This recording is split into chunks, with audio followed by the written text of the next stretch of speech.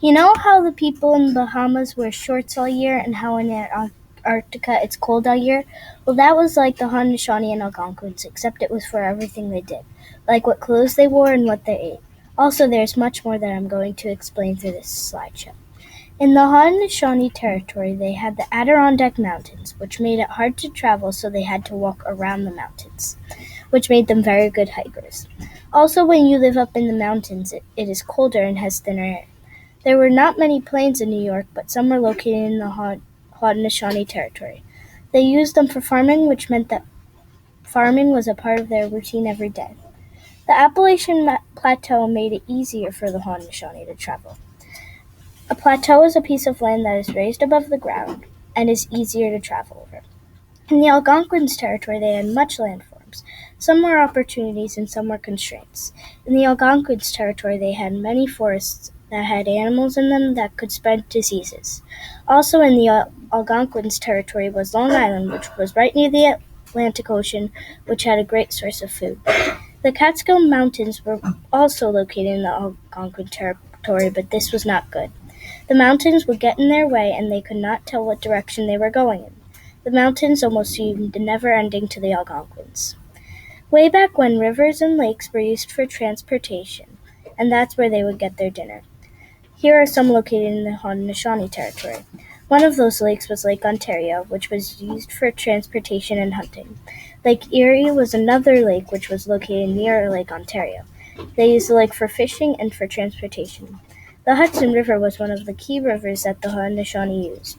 It ran through the whole state so that the Haudenosaunee used it to travel all the way up to where the English built their trading posts. The Algonquins also had many lakes and rivers, but there were so many I can't list them all, so here are a few. One of them was the Delaware River. The Delaware River was used for transportation and for hunting. Long Island was also very important. It was right near the Atlantic Ocean and the Long Island Sound. Both were used for hunting, but the Atlantic Ocean was not used for transportation. The Hudson River was both located in the Haudenosaunee and Algonquin territory. It was a key river and was a great resource. The outdoors was filled with many things that we don't use anymore. Here is what the Haudenosaunee did with the things that they found in the outdoors. The most used resource that the Haudenosaunee used was wood. They made their longhouses out of wood, and they also used the wood for warmth to make fires. The grass that was very thin and weak, they used it to weave baskets.